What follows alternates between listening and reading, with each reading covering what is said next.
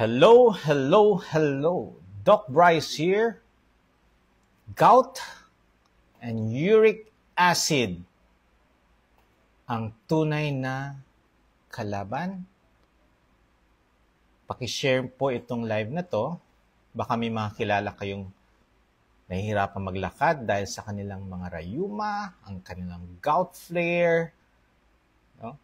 So please share this. Baka makatulong po ito sa kanila at sa kanilang pag-change ng lifestyle. Okay, good evening po, no? Wow! It's already Monday. Kahapon, race lang si Doc Bry. A duathlon race. And abangan ninyo next year. Sunod-sunod na yung mga races natin, no? So, na-miss ko yan. Kukunti lang yung mga races ko this year. But next year, hopefully, masunod-sunod yung mga races. And syempre, may mga training. Do not forget, when you're training for a race, run, bike, no, or any sport, bring your electrolytes. Wag lang water. Bakit? Ang sweat, hindi lang tubig. May mga minerals, may mga electrolytes din yan. So when you supplement with plain water lang, hindi enough. Okay? So, kadalasan, no, ang problem natin when we have gout, hindi makakapagtrabaho. Hindi ka makakalis ng bahay. Bakit? Imagine mo, hindi mo maiapak ang inyong paa. I had ganyan din ako dati. No? Ang hirap pumasok, namamaga ang paa, lumulobo pag inapak mo na, pakasakit. So, kadalasan ng advice sa atin, iwasan mo kasi ang red meat. No? Lahat ng mga purine na matataas, umiwas. Pero, kung iisipin natin, how come hindi pa rin ma-address ang inyong gout kahit hindi na kayo kumakain ng mga red meat? Madalas, ito ang concern natin. Bakit yan, Doc? Every month, meron akong gout attack. Tinanggal ko na yung mga pinagbabawal ng pagkain. Okay. Ano ba talaga itong gout na ito? It is a kind of arthritis, no? Na overflowing ng uric acid. So, ang taas-taas ng uric acid nyo. So, bakit tumataas ang uric acid? So, kung hindi major function, no, ng kidney natin, ilabas ang uric acid. Kaya tandaan ninyo, 2/3 of all uric acid is produced by our body, our liver. Sa kidney niya nilalabas, so iniihi niya. Kaya if you are dehydrated, paano niyo mailalabas yung overflowing of uric acid? 1/3 of uric acid comes from our food. So, kung maa-address natin ang fluids natin, no? Alam nyo na yan, paano mag-compute ng total fluids per day. So, pagka sumobra kayo sa fluids, pwedeng dehydration. Bakit? Naiihi tayo ng ihi. Nawawala na po yung mga nutrients or mga electrolytes niya. Okay? So, nagmamanas ang ating mga paa, daliri, no? Yung daliri ng mga paa, pati tuhod or elbow, sa mga joints, napakasakit yan. So, yung mga crystals na uric acid, dyan napupunta. Okay? So, kadalasan, bakit tumataas ang ating uric acid? So, number 1, hydration. Kulang. So, number 2, if we drink alcohol or beer, pagka uminom tayo ng alcohol, lalo tayong nadidehydrate. So, pagka may mga asawa tayong na palagi lasing or may mga kilala tayong mga naglalasing dyan, no? Wag coffee ang bibigay nyo. Ano? Water or electrolytes. Cold water or cold electrolytes. Bakit? When we are drinking too much alcohol, nadidehydrate po ang katawan natin. So, kailangan natin hydration. So, syempre, pagkakape, mainit, akala nyo, yan yung solution dyan. Hindi. Kasi ang kape, it's a diuresis. You can tea more often. So, wag kape. Okay? Water, pwedeng ice cold or tap water or electrolytes. Much better electrolytes kasi meron tayong mga electrolytes doon. Okay? So, another na nagkokos ng gouty arthritis, pansinin niyo. Pag kumain kayo ng sobra-sobrang prutas. Ano yung ba may sa prutas? Fructose. Okay. Sugar. Mga ultra-processed food. Mga high carbs. Isang nagkokos. I have so many patients na ang problem nga nila is yung gout. Okay? Nung in-explain ko, etong gawin ninyo, you can eat, yung fish, chicken, pork, beef, you can eat that as long as you cut down on your carbs, cut down on your sugar, your ultra-processed food, yung inflammation na address. Marami po ng ganyan. So, nagugulat sila, talaga? Kasi, imagine mo, pwede kang kumain ng meat, kumain ng chicken, pork, beef, or fish, pero hindi ka atakin ng gout. Siyempre, tatanggalin mo lang yung mga food that causes inflammation. Ano ba ang mga to? Sugar, ultra-processed food. Yan yung mga pagkain, cause ng inflammation. So, if you have high in sugar, refined carbohydrates, sigurado ko at takihin kayo ng gout. So, ang solusyon minsan, pagka nagga-gout attack, fluids, water, tanggalin nyo ang kape, tsaa, kokwa, or mga concentrated fluids. Ano ba ang concentrated fluids? Ito yung mga tubig na may kulay. Okay? Tanggalin nyo muna yan.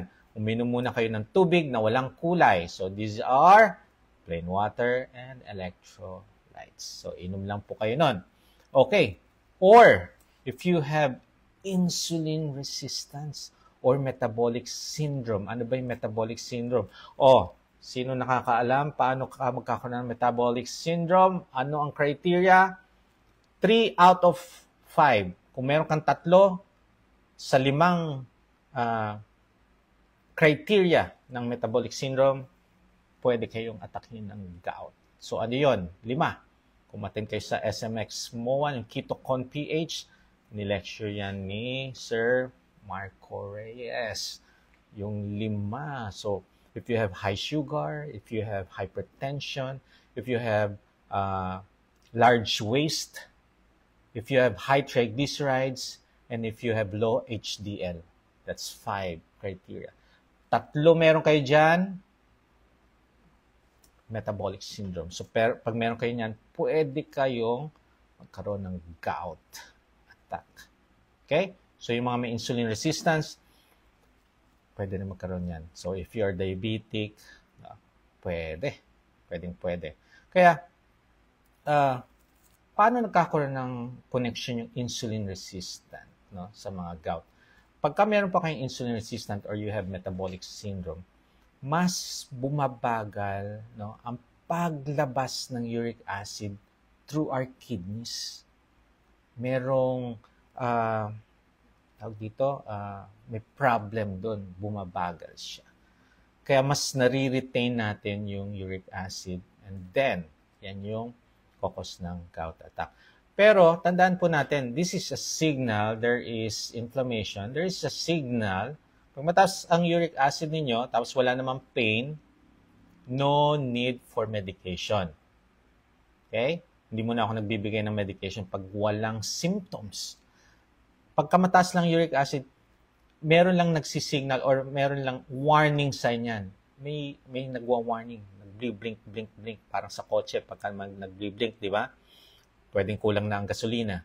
So, kailangan mo na meron kang 1 liter pa yata ang natitira bago ma-empty na ang tank. So, pwede ka pang drive papunta sa gasolinahan. Katulad sa mga laboratory natin. If you have high uric acid, walang symptoms, nagbi-blink na yan, nagwo-warning na sa'yo. It's either you need to drink water address natin yung dehydration. Okay? Para ma-address natin yung labas ng urine. Or, doon sa mga kinakain natin ng mga food, high fructose corn syrup, no? Yan yung mga nagsisignal na, uy, mukhang napapadami ang fruits ko. Okay? Napapadami yung mga nakakain ko na pwedeng mga sugary foods, high refined carbohydrates. So mukhang napapadami. Kaya, you need to review all your food intake this past few weeks. Tingnan nyo, baka naman nasosobrahan na nga. Then go back sa clean and strict low carb. If you are doing this first time lang, please have a baseline laboratory result and consult your trusted doctor before you begin a low carb lifestyle. Yan. So kahit hindi ka masyado kumakain ng mga ganito, no, pwede pa rin mag-atake ang gout if dehydration. Isang pinakaano yan. So, anong gagawin natin? Siyempre, i-address natin yung insulin resistant. Address natin yung fluid intake. Address natin yung pagkain ng mga sugary food, high carbs, refined carbohydrates. Unti-unti, makaka-relieve or magkakaroon kayo ng freedom from pain, freedom from attack of gout. So, tandaan, ang low carb ba? Ma-address niyo ang low carb? Yes. When you do it correctly, kasi kadalasan when you do low carbs, lalo na pag strict low carb, na de-dehydrate ng katawan natin, lalo na doon sa mga hindi umiinom ng mga electrolytes, lalong-lalo na pagka nakakalimutan yung uminom ng water, mas nade-dehydrate po tayo when we cut down all these refined carbohydrates, when we cut down all these sugary food, sugary drink, your kidney will excrete more salt, kaya mas lalo tayong nade-dehydrate. Para maiwasan natin itong mga discomfort na sinasabi ko, drink your electrolytes, drink your water. Kino-compute po ito based on your weight. Okay? So, minom po ng sapat na tubig, electrolytes, focus sa protein and clean fats, healthy fats.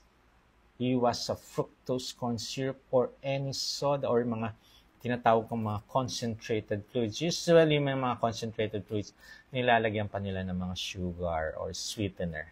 Iwasan nyo na yun. Okay? So, minsan ang question, Dok, pwede bang eggs, chicken sa mga may gout?